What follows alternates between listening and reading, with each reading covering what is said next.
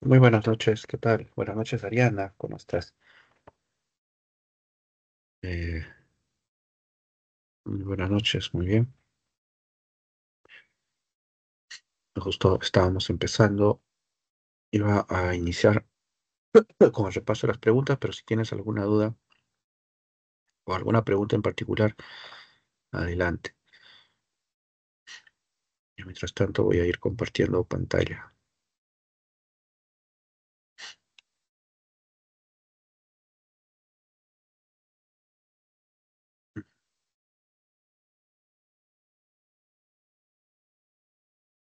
Ya.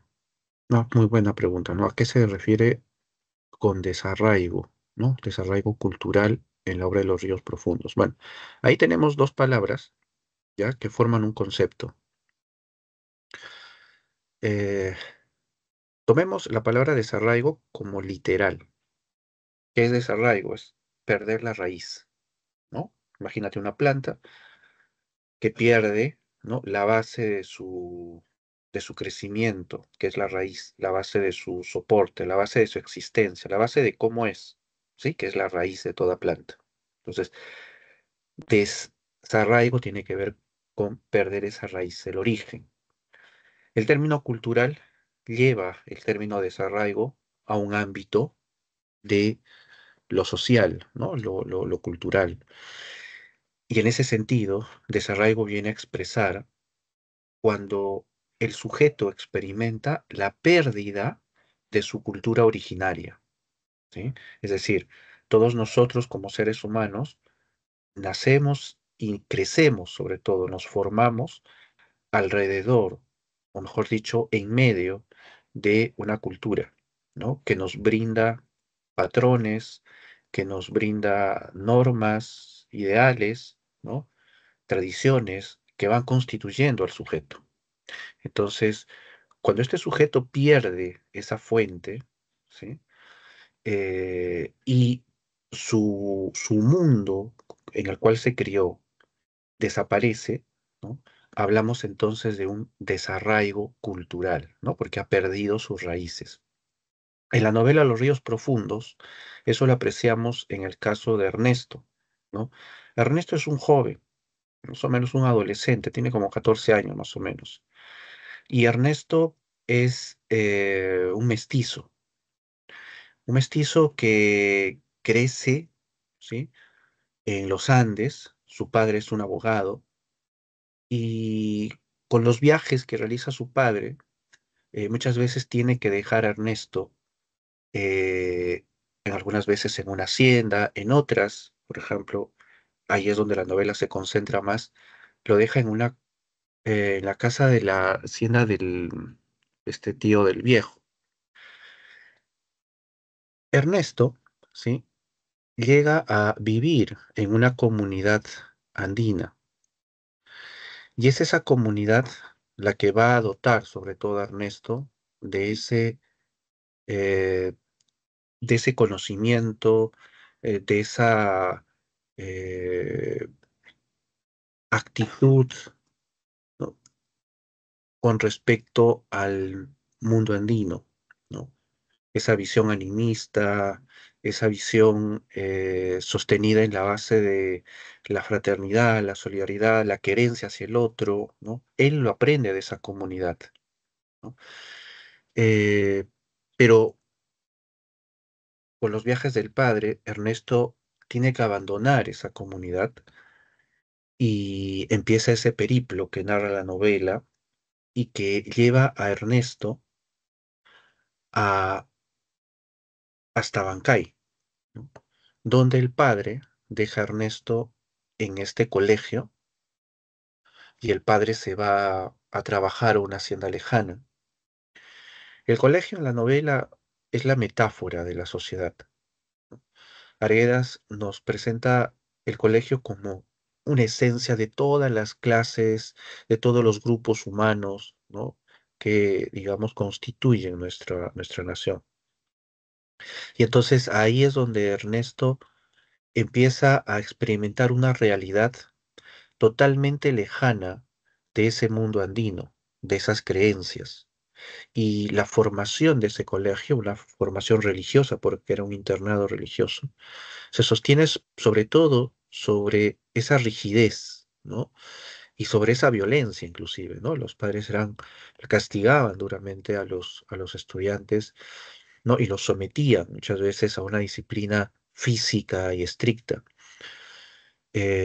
Inclusive, ¿no? En algunos momentos se insinúa inclusive eh, cierta idea de, digamos, un abuso, ¿no? De tipo sexual.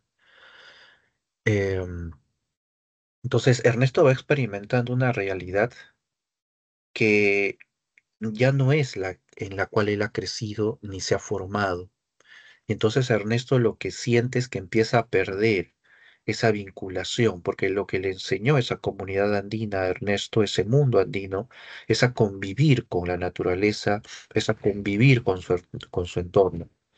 Entonces, en medio de ese mundo del colegio, que se sostiene sobre la base de la violencia, el abuso, la marginación, la explotación. Bueno, no olvidemos que la ciudad de Abancay estaba rodeada por la hacienda Patibamba, que era el símbolo de la explotación del indígena. Entonces, y Ernesto empieza a experimentar o empieza a conocer a esos colonos que son indios, ¿no? Pero sometidos, ¿no? Indios aplastados por una explotación que los ha deformado, ¿no? Cuando Ernesto visita la casa del viejo en el Cusco, se queda sorprendido cuando ve cómo los indígenas que cuidan, ¿no? Sirven al viejo, actúan de una manera totalmente taimada, de una manera alejada, cuando él, Ernesto, había conocido al sujeto andino afable, cariñoso, ¿no? Y ve en la casa del viejo a un ser que en las propias palabras de Ernesto describe como gusanos, ¿no? Hay una párrafo ahí en la novela donde Ernesto los describe, parafraseo más o menos la idea, lo describe como gusanos que reptan alrededor del viejo, dice, ¿no? Entonces, esa visión de Ernesto y esa nueva realidad es lo que va provocando en Ernesto un sentimiento de soledad, ¿sí? Pero se trata de una soledad no de falta de compañía, sino se trata de una soledad, lo que en algún momento Arguedas llamó la soledad cósmica, ¿no? Pero que podemos traducirlo por la soledad que es producto del desarraigo, ¿no? Es una suerte de soledad existencial, ¿no? Pierde su esencia. Es por eso que Ernesto lo que trata a lo largo de la novela es de reencontrarse con sus raíces, ¿no? Por eso es que Ernesto huye del colegio, ¿no? Huye del colegio y se va a la hacienda Patibamba y empieza a tocar, ¿no? Las covachas donde estaban los indígenas tratando de encontrarlos, ¿no? Pero nadie le abre la puerta. Eh, por eso es que Ernesto se va, por ejemplo, a las chicherías, ¿no? Que es ahí donde encuentra a los músicos, donde encuentra a estos indígenas viajantes que vienen desde lejos y cuyas historias y cuyos cantos, ¿no? Reconectan a Ernesto precisamente con ese mundo que lo identifica, ¿no? Eh, es por eso que Ernesto también escapa del colegio y se va a las afueras de de la ciudad y cruza el río cruza el puente, perdón, que atraviesa el río Pachachaca para contemplar el río, ¿no? En una de las escenas de la novela, Ernesto describe el río y se identifica con él, ¿no? Dice algo así, ¿no? Dice, yo soy como el Pachachaca, dice, ¿no? Al describirlo en cuanto a sus aguas, ¿no? Sus aguas tormentosas, sus aguas poderosas, y Ernesto se vitaliza, ¿no? Porque Ernesto, cuando su padre lo dejan al internado, eh, vive esa experiencia del abandono, ¿no? De la soledad. Y es ese, eh, bueno, vamos a decirlo así, ese abandono del padre lo que también simboliza el desarraigo, ¿no? Y en ese sentido, la imagen del padre va a representar, ¿no? El desarraigo. Y Ernesto lo que busca a lo largo de la novela, repito, es reencontrarse, ¿no? La novela en ese sentido nos describe de ese modo la naturaleza del sujeto andino, ¿no? Que es lo que los ríos profundos busca.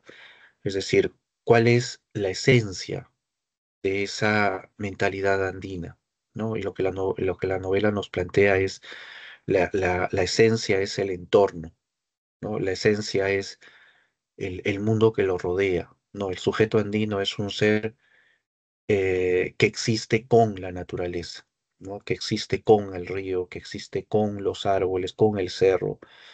Eh, Puede ser una preposición nada más, pero es muy significativo, ¿no? El indígena no vive en el cerro, ¿no? En la montaña, ¿no? El indígena vive con la montaña, ¿no? No vive junto al lago, sino vive con el lago, ¿no? Porque para él son seres, ¿no? Y eso es lo que le da identidad, ¿no? Y eso es lo que la novela trata de plantearnos, ¿no? Ese mundo animista. Por eso la importancia del Zumbayu, ¿no? Ese trompo que cobra vida mágica porque se espiritualiza, ¿no? Porque cobra un poder que logra, ¿no? Nuevamente vincular al sujeto, a Ernesto, con ese mundo, ¿no?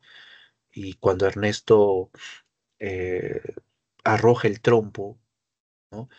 Y le habla al trompo y le dice al trompo que hable con su padre, que le diga que se siente bien, que él lo espera, que lo extraña.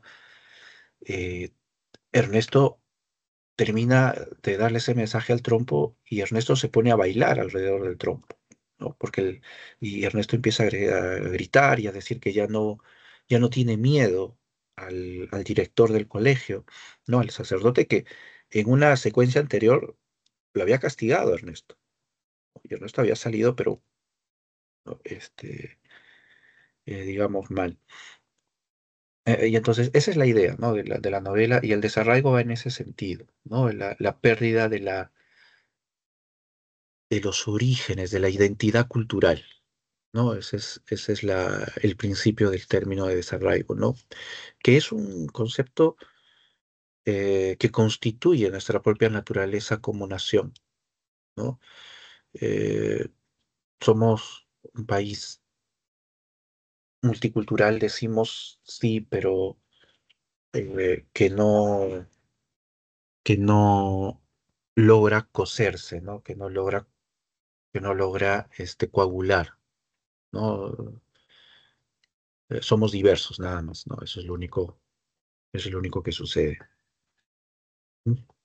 Muy bien, ¿no? No sé si respondí la idea del término. El término, en el caso de Arguedas, atraviesa en realidad toda su obra, ¿no? Es uno de los conceptos este,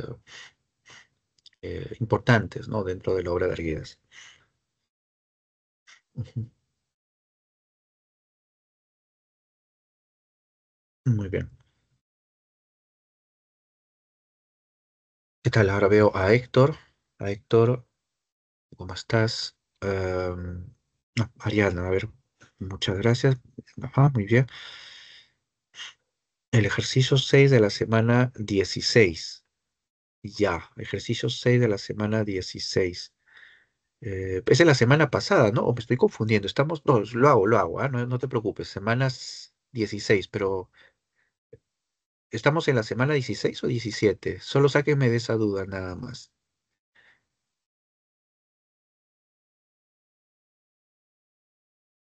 Semana Ah, ya, 17 estamos. ah, ya, ya. Ya, gracias, Héctor. Ya, está bien. No, yo simplemente me moví. Ya está bien. Vamos con la semana 16 entonces. Para ver la pregunta 6. A ver, vamos por aquí. No vamos por acá.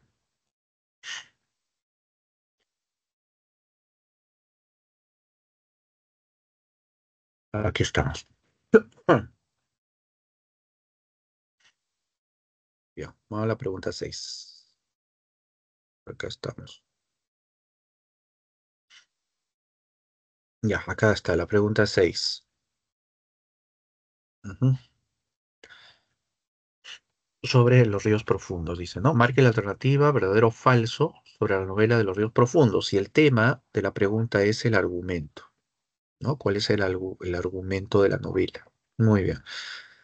Entonces resolvamos. A ver, la A dice, acompañado de su padre Ernesto, visita por primera vez la ciudad del Cusco. ¿Sí? Eso es verdadero.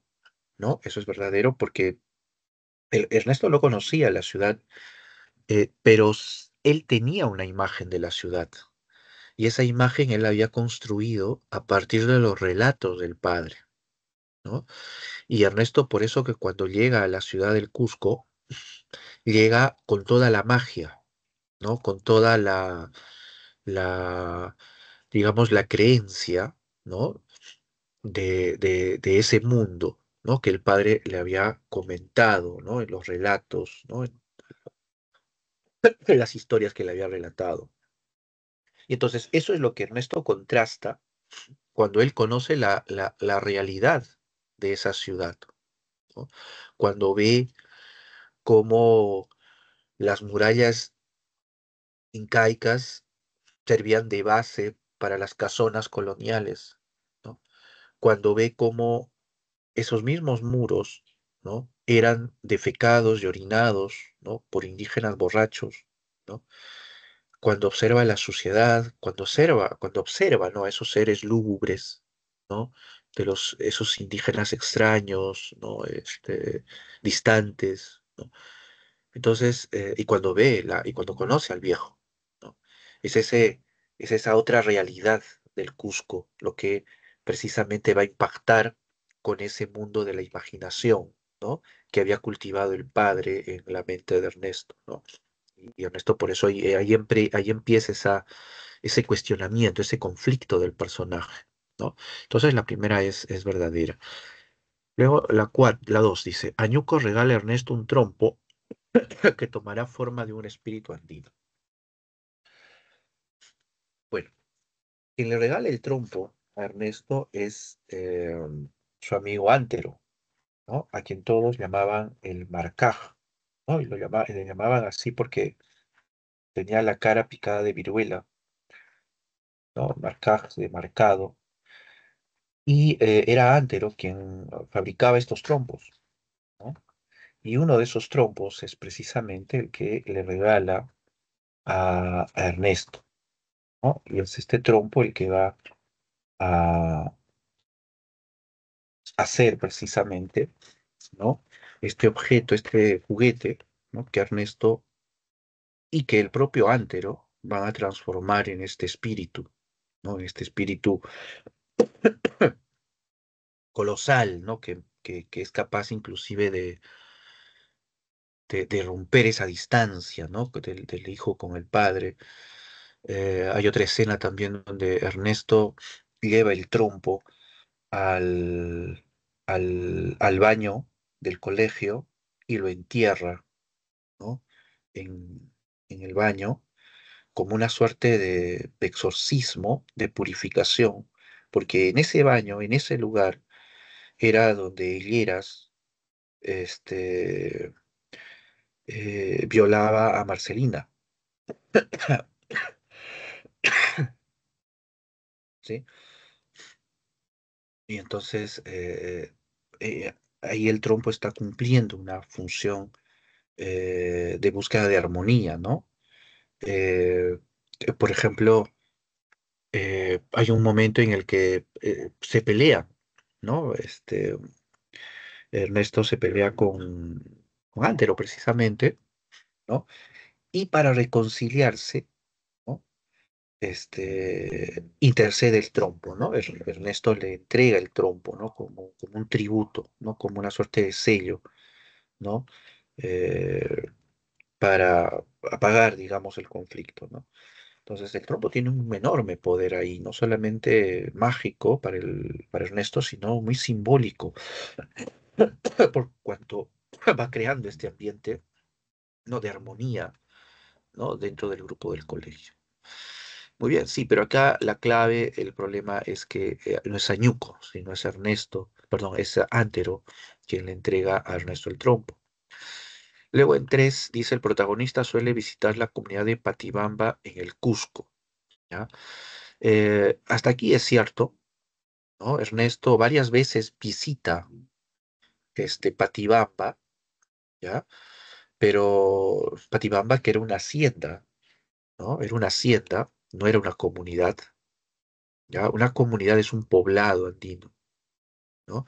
Patibamba no era una hacienda, ¿no? Estaba ahí el terrateniente y el gamonal y todos los colonos, ¿no? Que trabajaban y que laboraban. Era un centro de trabajo. Y no se encontraba en el Cusco, sino se encontraba en Anabancay, ¿no? Gráficamente, Arguedas describe la hacienda como una herradura que casi envuelve totalmente la ciudad de Abancay, dejando una zona libre, que es por donde se sale de la ciudad de Abancay, ¿no? Ahí, por donde se cruza el río, el puente Panchachac, ¿no? Así es como lo describe Arguedas. Eh, y Ernesto visita ahí porque es el mundo que él busca, ¿no? Eh, el mundo de los indígenas, el mundo del sujeto andino, pero se encuentra con seres explotados, ¿no? Con seres eh, que son abusados, ¿no? En sus labores. Muy bien, entonces la 3 es falsa y la 4 dice, al final de la novela, los colonos toman a Bancay en un intento de vencer a la peste. Sí, correcto, ¿no? Al final de la novela. No nos está diciendo que la última secuencia de la novela. O sea, no nos dice eso, simplemente nos dice al final de la novela, ¿no? Al final de la novela ocurren varios sucesos, ¿no? Entre ellos está este, cuando se desata la peste y los colonos de la hacienda Patibamba, precisamente, toman la ciudad de Abancay y van a la iglesia y le piden al director al cura, que oficie una misa para vencer a la peste, ¿no?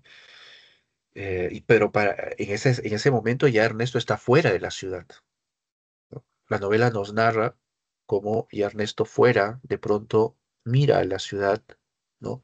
Y en un último gesto eh, tiene la esperanza de que se logre, ¿no? Que esos rezos logren vencer realmente a la peste, ¿no? Y Ernesto se va del colegio porque, por orden de su padre, le ha dicho que se vaya a la hacienda del viejo, ¿no? Y que ahí lo va a encontrar, ¿no? Y ese es el final de la novela, ¿no? Cuando Ernesto se marcha a ese mundo del viejo, ¿no? Eh, entonces, sí, ¿no? Es la uno y la 4 son correctas, ¿no? En ese sentido, la clave viene a ser la I, ¿no? Como figura acá. Ujú. Muy bien, ajá.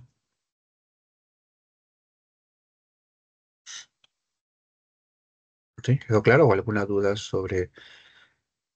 Ya, muy bien, Ariana, correcto. Ya, muchas gracias, muy bien.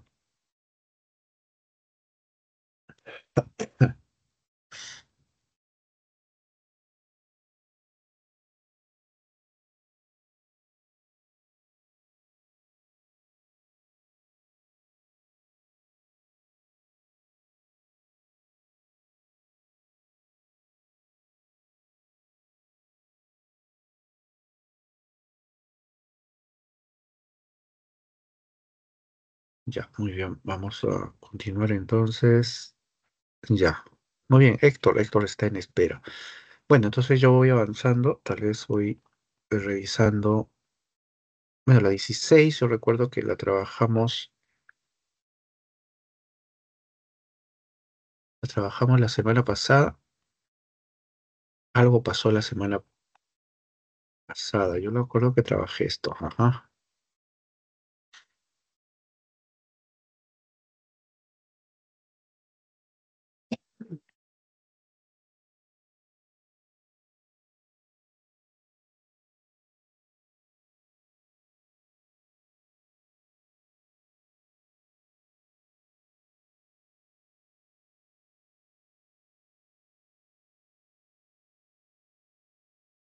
Ya. Bueno, vamos a trabajar entonces.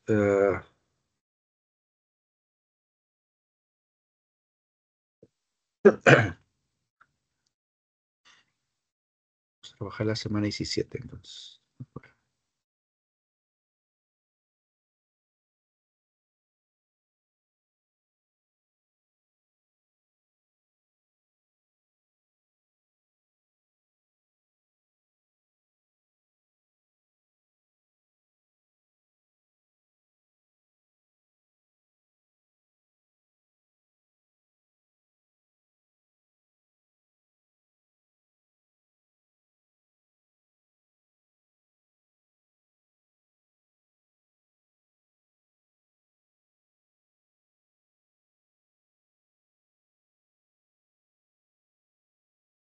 Ya. Mm, Bueno, lo resolvemos la semana 17, entonces. Vamos con la primera pregunta. Dice, eh, de acuerdo con el fragmento citado del relato El niño de junto al cielo, de Enrique Congrains, ¿qué características de la narrativa de la generación del 50 se identifica? Acá nos pide características de la narrativa.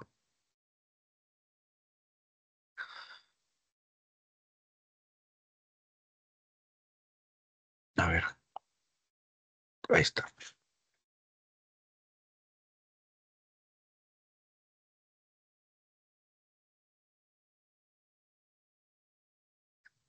Muy bien. Seguimos a ver con la 17. Héctor, ¿qué tal? Si tienes alguna duda, por favor, puedes encender el micrófono o escribir por el chat en cualquier momento, ¿ah? No hay problema. Ok, profe. Ujú. Muy bien. A ver, vamos con... Dice características. Entonces, como menciona características, una primera buena salida es revisar las claves, ¿no? Porque hay veces pueden poner distractores que de saque, así como dicen coloquialmente, no es una característica, ¿no? Entonces, por ejemplo, dice, resaltaron la migración provinciana en la urbe capitalina. Ya, puede ser. Describe el desarrollo de las clases medias y bajas limeñas. Describe el desarrollo de las clases media y bajas. Bueno, sí, eso lo hace Ribeiro sobre todo, así que vale. Propone la marginación del migrante en el espacio citadino. Ya. Exhibe la formación de barriadas en la periferia de la ciudad. Ya. Está bien, creo que aquí está todo bien. Ah, muestra una visión crítica a través de la imagen descrita. Ya, está bien, correcto. A ver, cualquiera de las cinco puede ser, hay que leer entonces. Dice, Esteban bajó por el sendero ondulante, saltó la acequia y se detuvo al borde de la carretera, justamente en el mismo lugar en que había encontrado en la mañana el billete de 10 soles. Al poco rato apareció Pedro y empezaron a caminar juntos, internándose dentro de la bestia de 1 millón de cabezas. Eh, bueno, ya por aquí, ya casi tenemos la clave puesta porque este término, la bestia del millón de cabezas, ¿no? Está en las diapositivas o está en las clases, porque es uno de los ejemplos icónicos sobre las características de la narrativa, ¿no? Del 50. Pero vamos de todas maneras a descartar algunos aspectos, ¿ya? Dice, resalta la migración provinciana en la urbe capitalina. Bueno, acá lo que se tendría que rescatar es la idea de la migración. Entonces, aquí solamente nos está describiendo a un niño, a un joven en tal caso, que salta una acequia, atraviesa una carretera, se encuentra con un billete y conversa con un niño llamado Pedro, ¿no? Y se internan en la bestia, nada más. O sea, no nos dice, porque Esteban es un migrante en realidad. O sea, si tomamos en cuenta el relato completo, ¿ya? El texto de Congrains, El niño junto al cielo, Esteban es un migrante, porque Esteban viene de Tarma. Él migra con su madre desde Tarma, ¿no? Buscando fortuna, eh, pero terminan viviendo, ¿no? En una casita en esa zona. en la punta del cerro, ¿no? En esa zona se llamaba junto al cielo. Pero la pregunta no inquiere sobre el relato, sino sobre el fragmento. Entonces, en el fragmento no se alude a la situación de migrante del personaje. Entonces, por eso la A no puede ser clave, ¿no? Porque este tipo de preguntas solamente se centra en el fragmento, ¿no? A menos que el enunciado nos diga el relato completo, ¿no? Es decir, consideremos el relato completo. La B dice, describe el desarrollo de las clases medias y bajas limeñas. Bueno, Esteban definitivamente no es limeño, ya lo acabo de decir, pero eso lo sacamos por el relato también. De igual modo acá no hay tampoco ninguna evidencia que aluda de que él pertenezca a Lima o siquiera a la clase media. C dice propone la marginación del migrante en el espacio citadino. Hasta aquí, marginación, que es separación, rechazo. No hay en las tres líneas iniciales alguna alusión a la marginación. Quizá podría acercarse cuando se habla de la bestia de un millón de cabezas, pero digo quizá porque en la acción que se está produciendo aquí, ellos se están internando en la bestia, que más adelante en el relato y siguiendo la metáfora, esa bestia los vaya a hacer pedazos y los termina expulsando del centro de Lima, ya esa es la historia que va hacia el final. Pero en este momento la bestia no está marginando al sujeto, ¿ya? Entonces, según el fragmento, tampoco es la C, tampoco es la C. Entonces lo borramos por acá, ¿ya? La D dice, exhibe la formación de barriadas en la periferia de la ciudad. Bueno, creo que esta es la opción más fácilmente descartable, ¿no? Porque no está describiéndose la barriada de ninguna manera, mucho menos su formación, su construcción. Entonces no va. Y entonces nos queda la última que dice, muestra una visión crítica a través de la imagen descrita. ¿Y cuál es la imagen descrita? Pues la bestia del millón de cabezas, ¿no? La bestia del millón de cabezas alude a la multitud, ¿no? A ese gentío, ¿no? A ese avispero humano, ¿no? Que contempla Esteban, ¿no? Y lo contempla con sorpresa, que es cuando ellos eh, deciden ir ¿no? a vender sus revistas, ¿no? Con, con los 10 soles no, revistas que ellos habían comprado, ¿no? Para vender con los 10 soles que Esteban se había encontrado. Y es esa bestia del millón de cabezas, esa metáfora precisamente la que describe de manera crítica, digamos, eh, a la urbe, ¿no? A la sociedad urbana.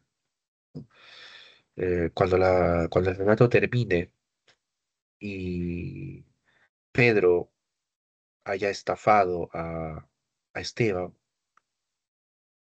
el relato termina diciendo, ¿no? que eh, Esteban regresa a su casa sintiendo como una de las cabezas de ese enorme monstruo había terminado devorándoselo, ¿no? Y esa metáfora alude a Pedro, ¿no? Pedro como parte de esa multitud. Al final lo había estafado, ¿no? Lo había engañado. Y lo había, pues, en ese sentido destruido, y por eso Esteban termina regresando caminando, inclusive a su casa, ¿no? Desde el centro de Lima, Esteban vivía por la Victoria. Muy bien. Ah, entonces esta es la clave. Profe, ¿por qué dijo Dime. que era la alternativa E? Ah, ya. La E porque En esta frase final, que habla de la bestia de un millón de cabezas, se trata de una metáfora que está aludiendo a la sociedad, ¿no? Eh, Basta con tan solo la metáfora, ni siquiera hay que saber el relato, basta con la metáfora que le está dotando de una connotación negativa, ¿no? El término bestia, ¿no? Ya está aludiendo a una connotación, digamos, eh, peligrosa, vamos a señalarlo así, ya una connotación negativa. Y esa metáfora, repito, está aludiendo a la sociedad. Una de las características de la generación del 50 es la de mantener una postura crítica a la sociedad urbana, ¿ya? Porque eh, los escritores del 50 están viviendo un tránsito. Ellos son los testigos de una Lima que se está desvaneciendo, que es esa Lima, que es esa Lima virreinal, ¿no? Esa Lima que construyó Palma en sus relatos, ¿no? Esa Lima de los carruajes, ¿no? De las tapadas, ¿no? De los virreyes, ¿no? Esa Lima se está desvaneciendo y está apareciendo la Lima que nosotros conocemos, ¿sí? La del ambulante, la del burócrata, la del edificio, la de los taxis, la del tugurio. Esa es la Lima que está apareciendo. Y con esa ciudad que aparece surge también una sociedad diferente, ¿sí? Una sociedad, eh, vamos a llamarla eh, pérfida, ¿no? Una sociedad individualista, una sociedad despreocupada, ¿no? Traicionera. Y, y entonces los escritores enjuician esa realidad, critican esa realidad. Para ellos esa modernidad no es posible, ¿no?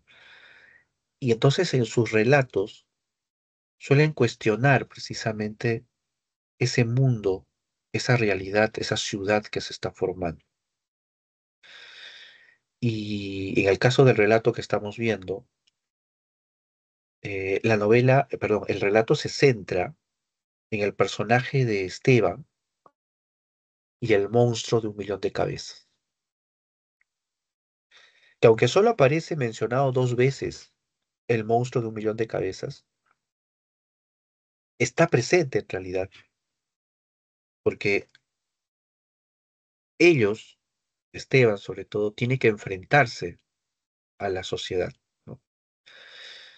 Y precisamente uno de esos personajes, Pedro, que pertenece a ese mundo, es el que lo va a estafar a él. Entonces, la metáfora que estamos viendo aquí, la bestia de un millón de cabezas, es una visión crítica sobre la sociedad que el autor de este relato nos está brindando. ¿Sí? ¿Me dejo entender ahí? Sí, profesor. Es que el tema es en que mi Ujú. profesor de literatura que tuve el día de hoy dijo que era la Ya. alternativa C.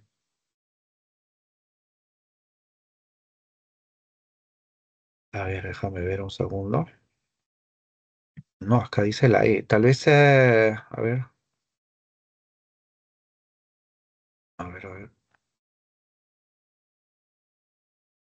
Tal vez no se dejó de escuchar bien o tal vez, a veces no puede suceder entre la E y la C, por ahí tal vez surgió una distracción, ¿ya? Porque todos los profesores tenemos estas alternativas. Tienes la exclusiva. Este es el material que usan los profesores, ¿ya? Entonces, lo más probable es que él haya dicho E, pero tal vez, no sé, tal vez por un problema que yo también tengo ahorita, que es el resfrío, este, haya parecido que dijo C, ¿ya? Pero no, es la E la clave. eh, en tal caso, ¿En qué grupo estás? Tan solo para aclarar en tal caso al profesor, en tal caso para que la siguiente clase les comunique bien la clave. ¿En qué grupo estabas? Yo soy turno mañana presencial, profe. ¿De qué aula? Es que esto va a aparecer en YouTube, profe. Esto va a aparecer en YouTube. Ya. Está bien, ya te entendí, ya te entendí. Ya, bueno, de todos modos voy a hacer un llamado general entonces a los profesores. Ya, pero ha ocurrido eso, porque te repito, o sea, todos tenemos el mismo material, no pudo haberse confundido, sino tal vez a la hora de decir sonó como C, y a veces se tenía ese problema, ¿no? Pero bueno, acá estamos, sí, es la E, Sí, profe, ¿no? gracias. Muy bien. Profe, ¿podría ir hacia la pregunta 3? Es que ahí tengo una duda. Ya, acá Cuando he estamos. leído, he leído el texto, o sea, ya me dio el profe la clave, pero no entendí por qué razón sería la alternativa E. ¿Podría explicarlo? Claro, a ver, vamos acá. Ya, muy bien. Ya dice. De acuerdo con el fragmento citado del relato Alienación de Julio Ramón Ribeiro, es posible inferir que dentro de la narrativa irreveriana los personajes están marcados por ya. Lo que pasa es que aquí, esta pregunta tal vez es un poquito, es bastante complicada, ¿ya? Porque lo que pasa es que hay que, en gran medida, hay que tener muy en cuenta el relato, me parece, ¿ya? Hay que tener en cuenta el relato Alienación. ¿De qué trata Alienación? Alienación trata de un joven, ¿ya? Llamado Roberto, ¿ya? Que es de piel negra, pero que sueña, ¿sí? Con ser blanco, viajar a Estados Unidos, ¿no? Y entonces él, a lo largo del relato, atraviesa una serie de fases, ¿no? Que van produciendo una transformación física en el sujeto, ¿no? Inclusive se blanquea con talco, ¿no? Creo que la piel, ¿no? Y va cambiando su nombre, inclusive, ¿no? Para cada vez parecerse más a su ideal, ¿no? Entonces, este fragmento que les han puesto es la parte final del relato, ¿ya? El fragmento que dice, la mamá de Roberto había sufrido entonces su segundo ataque, que la borró del mundo, es decir, la mató. No pudo leer así la carta oficial en la que le decían que Bob López, ¿quién era Bob López? Pues era Roberto, que se hacía llamar Bob porque había viajado a Estados Unidos y se había enrolado en el ejército, era aviador, ¿no? Y se murió, pues ahí, ¿no? Entonces Bob López había muerto en acción de armas y tenía derecho a una citación honorífica y a una prima para su familia. Pero como su mamá ya había muerto, nadie la pudo cobrar. ¿Cuál era el sueño de Bob López, es decir, de Roberto López, de este muchachito pobre y de piel negra? Era ser blanco, famoso, reconocido, ¿no?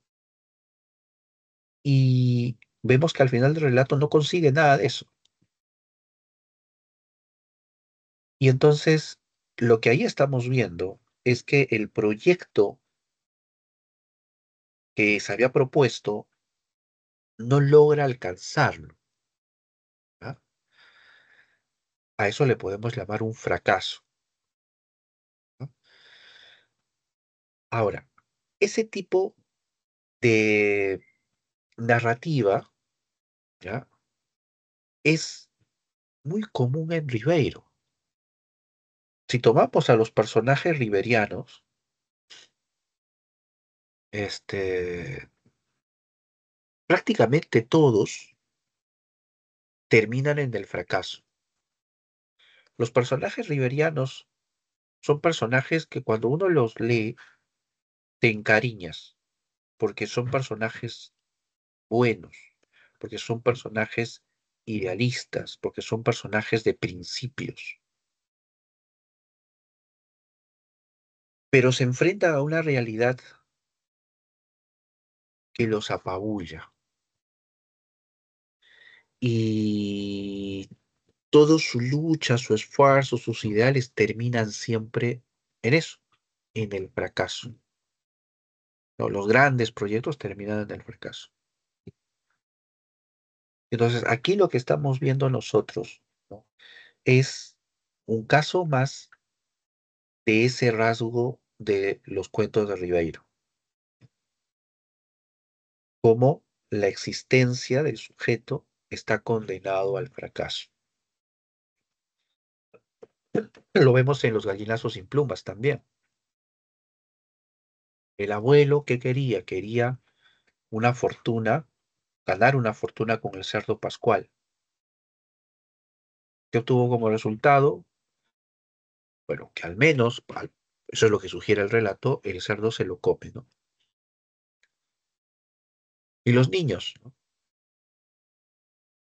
Se enfrentan, ¿no? Uno de los niños al abuelo, libera a su hermano, salen de la casa, pero ¿qué tenemos al final?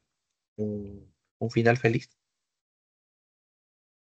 Los niños se encuentran la fortuna o algo por el estilo, ¿no? Los niños terminan viviendo en el basural. Es el único lugar donde los puede recibir. O sea, su destino no les depara algo esperable. Y así, o sea, podríamos detenernos a mencionar varios relatos de Ribeiro y siempre vamos a ver esta característica en sus relatos, cómo los personajes se enfrentan a una realidad que los condena o que los vence y los lleva siempre al fracaso, ¿no? La vida, pero claro, el fracaso es una interpretación que hace Ribeiro, ¿no? Pues, simplemente él tiene una visión,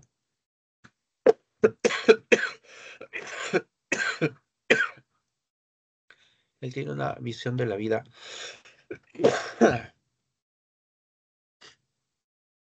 en la cual simplemente describe, ¿no? La naturaleza frágil del ser humano frente a una realidad que va más allá del propio ser. Es hasta lo que Cervantes nos ha mostrado, ¿no? Pero en el caso de Ribeiro, ¿no? Esto es reiterativo en sus relatos, ¿no? Y esa idea del fracaso se vuelve un eje temático prácticamente de sus relatos, ¿no? Y más todavía cuando recordamos, ¿no?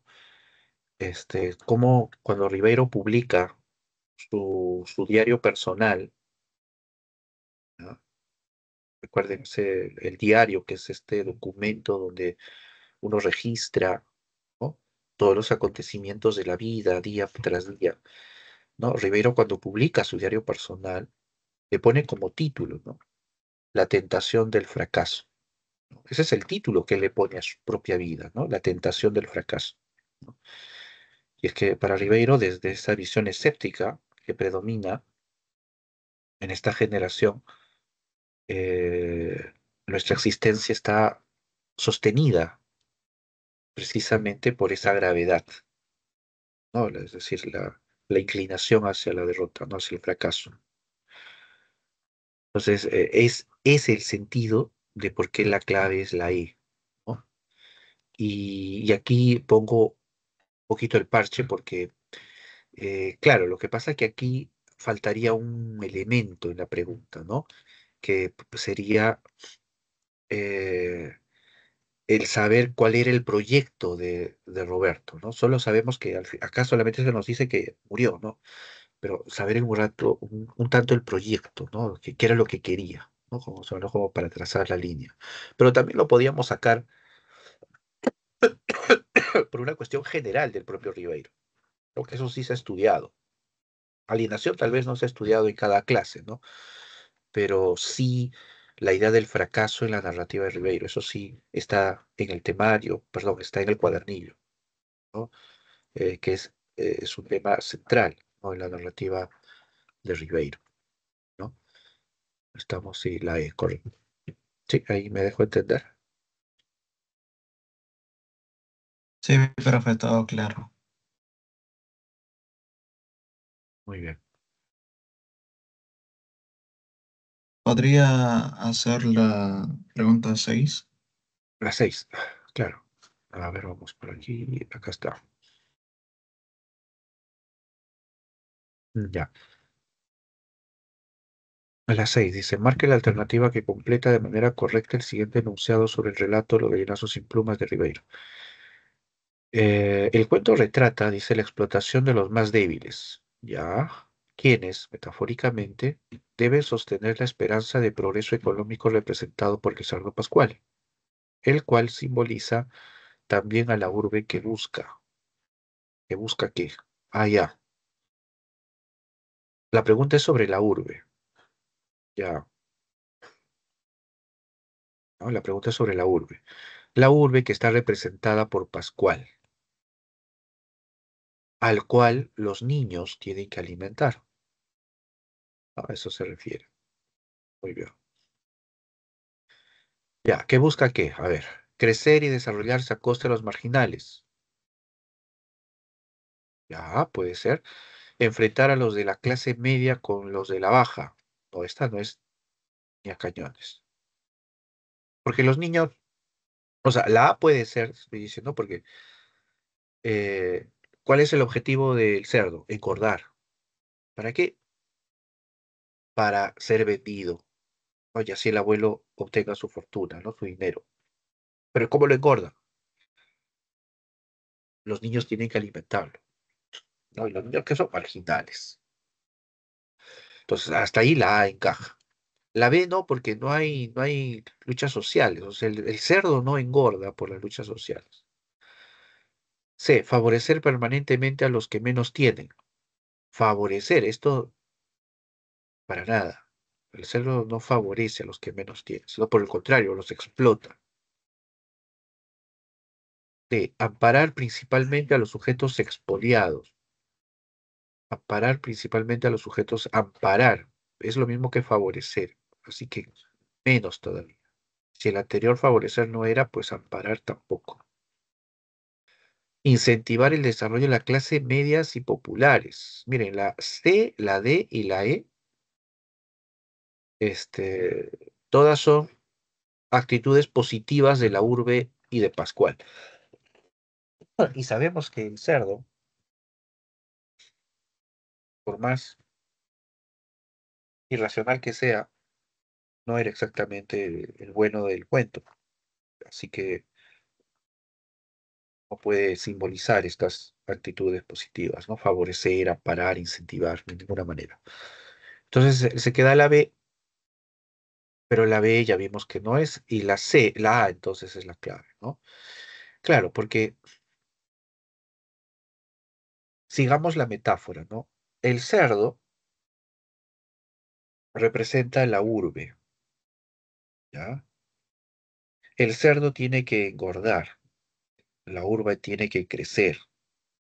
¿Cómo engorda el cerdo?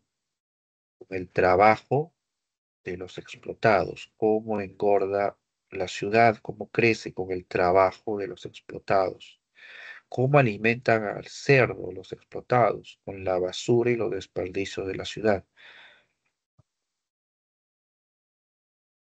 ¿Cómo crece esa ciudad? ¿No? Precisamente con los desperdicios de esa urbe. Es decir, con las miserias es que se sostiene esa ciudad. Ahí también encontramos esa visión crítica que mencionábamos hace un momento, ¿no? En la imagen del monstruo de millón de cabezas, acá también, ¿no? La imagen del cerdo pascual es la imagen de esa urbe que termina, ¿no? Aplastando, ¿no? A todos, destruyendo a todos también, ¿no? Y este es el principio, ¿no? Crece y se desarrolla a costa de los marginales, ¿no? El, que es la imagen del cerdo, ¿no? ver, con la clave acá. La A, correcto. Sí, ahí, muy bien, todo claro ahí. Sí, profe. Muy bien.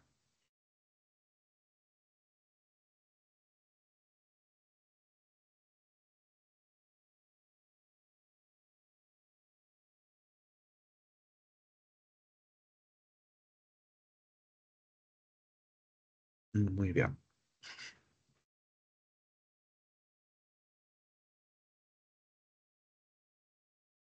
A ver si no hay una pregunta más, entonces iríamos tal vez por la 2.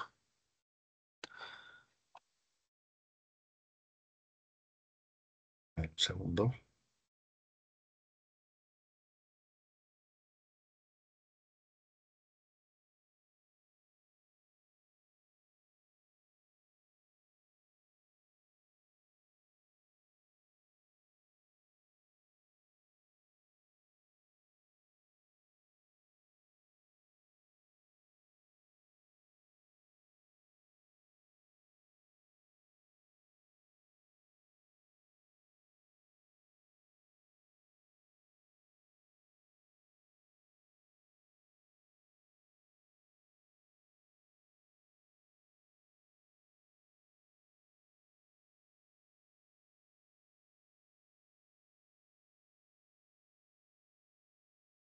Muy bien, vamos a trabajar la 2. Eh, Dice, marque la alternativa que completa de manera correcta el siguiente enunciado relacionado con las características de la narrativa de la generación del 50. Dice, en sus obras, los autores describen la transformación de la atravesada por un proceso de y desarrollo, ¿no? La generación del 50 se va a enfocar sobre todo en lo que es el ámbito de la urbe, ¿no? En ese sentido tenemos a la A, a la C, a la B, costa, ¿no? Porque será región. Sierra podríamos quizás considerar porque hay una vertiente, ¿no? De la generación del 50 en la narrativa que es la del neoindigenismo. Pero el neoindigenismo no se concentra, eh, bueno, quizá, ya, vamos a dejarlo ahí. Y vamos por la segunda variable. Dice, atravesada por un proceso de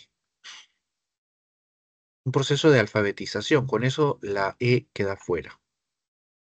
Bueno, tiene, si bien aborda el neoindigenismo temas del mundo andino, el sujeto andino, el tema de la alfabetización no es un tema central, ¿no?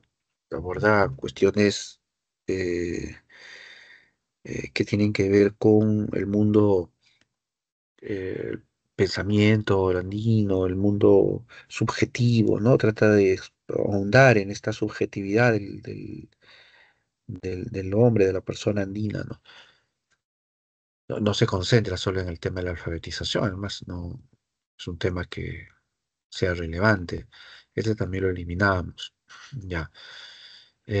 Mestizaje cultural, capital mestizaje cultural no es un tema que se enfoque esta narrativa, ¿no? Eh, Atravesada por un proceso de desarrollo, de asimilación. Tanto mestizaje cultural como asimilación hablan de unión, hablan de encuentro, ¿no? Que es precisamente lo contrario, ¿no? Que nosotros vemos en la narrativa del 50, ¿no? Donde se habla mucho de la marginación, de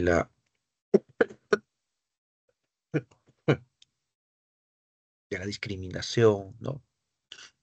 Entonces no iría a la C. Y la B nos habla de la modernidad, ¿no? Que es uno de los temas en los que se centra, ¿no? La narrativa del 50, pero más para cuestionarla, ¿no? Más para cuestionar la modernización, ¿no? O el modelo de modernización que se va instaurando acá, ¿no? Entonces, aquí es la clave. Ujú. Muy bien. Con esto terminamos entonces. Muchas gracias. Dejo de compartir.